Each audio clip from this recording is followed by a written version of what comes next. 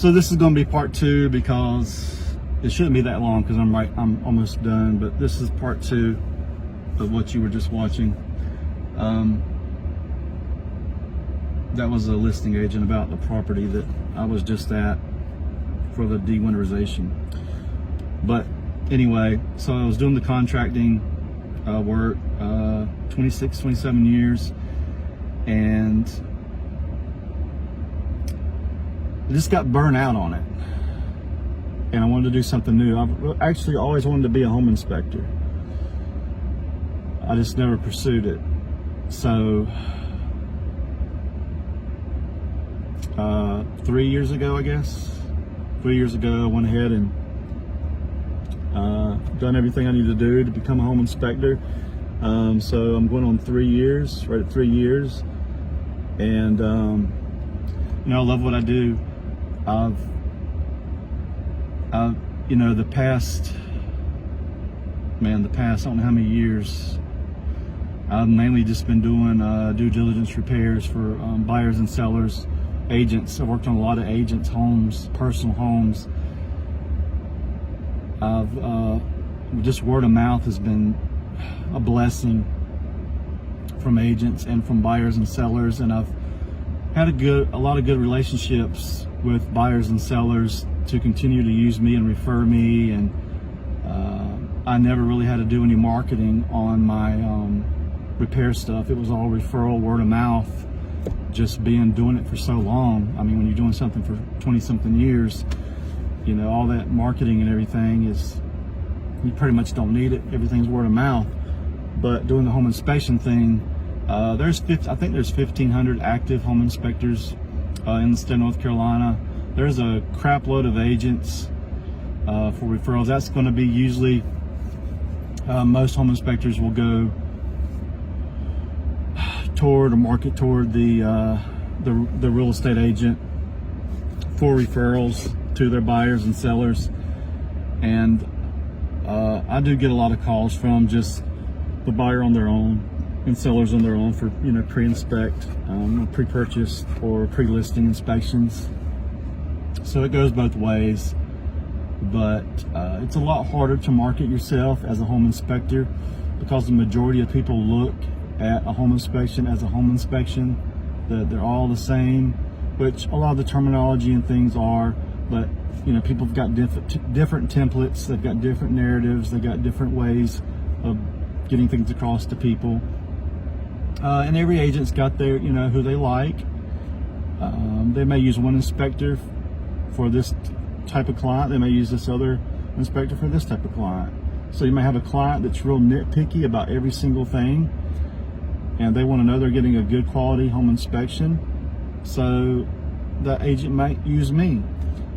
And then you've got a guy that, or even a girl, a woman, buying a home that may be a DIYer and know how to do a lot of stuff on their own, and so they may choose a different home inspector that's not going to be as nitpicky and whatever, and be happy with that. So, you know, to each his own.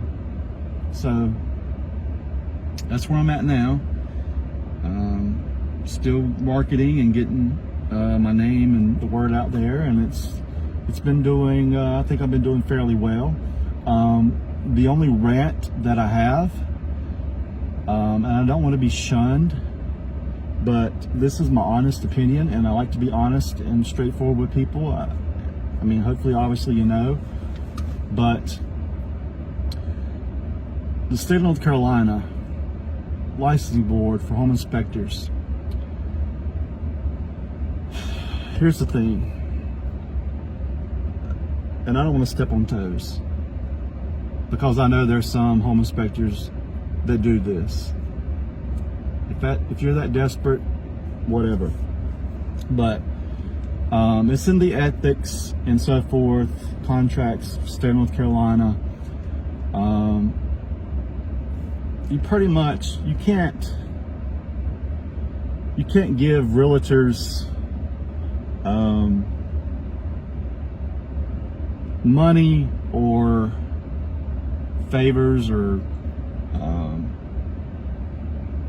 I guess, certain gifts and whatever, it's considered compensation. State of North Carolina looks compensation as giving gifts.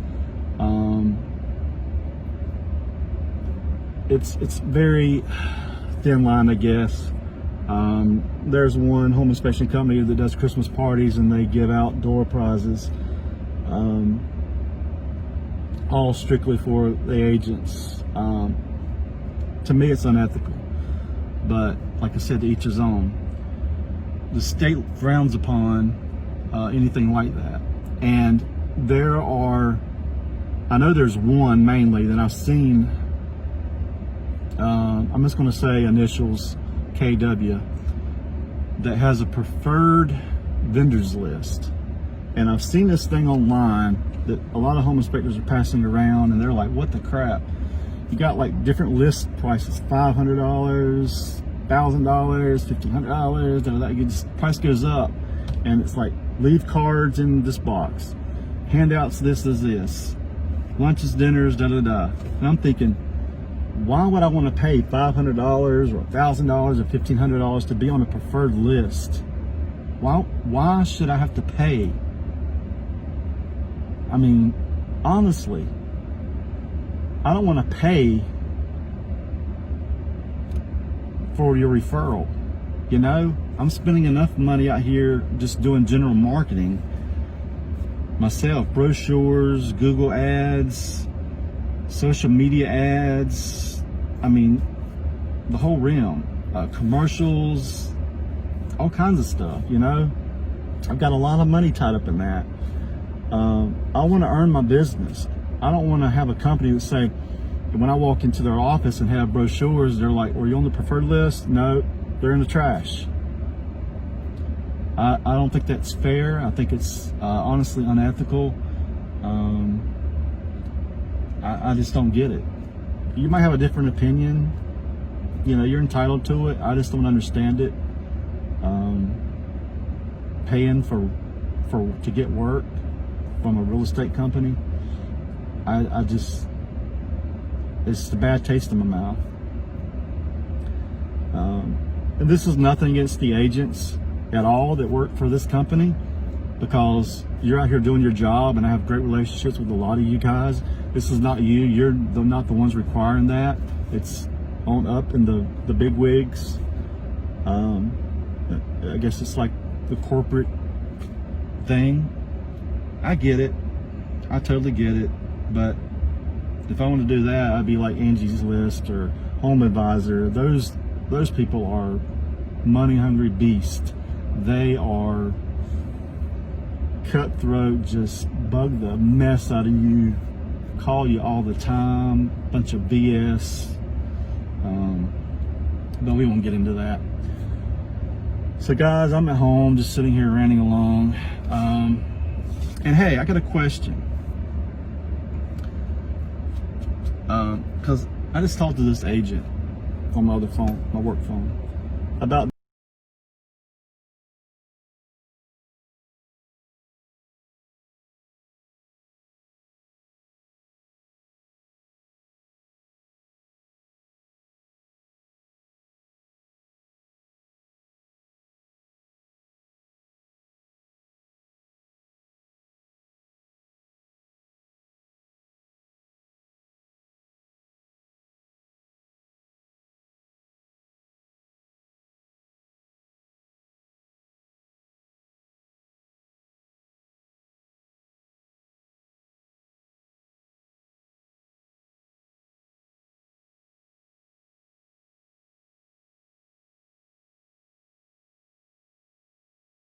water flying out of a faucet.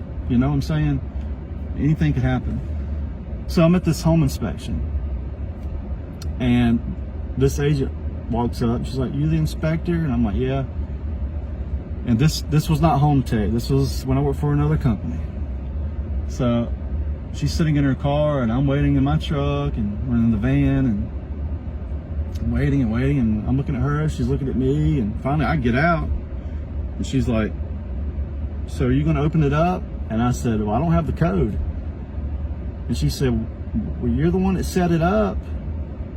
don't you have the code? I said, no, the office set it up. I don't know the code. They don't have no code for me. She's like, oh my God, it's gonna be one of them days. Let me look through showing time. So she does that. And then she's like, well, I know who not to call next time, like that. And I was like, what? So we go in, start the faucet, check that faucet, no water, check this faucet, not on. I was like, there's no water on. She's like, well, don't you cut the water on? I said, no, ma'am. She's like, now what? She goes, you're kidding me. So first you don't have the code to get in, and now you're not gonna turn the water on? I said, ma'am, I said, that liability comes back to me. I'm not gonna turn on any water, I'm not gonna turn on any breaker. If I turn on the breaker and it blows something out, or there's a fault, or there's a leak, or whatever, that's liability on me. I don't take on that liability. Well, I can't believe this. If I'd have known this, I would have asked for somebody else to come out here.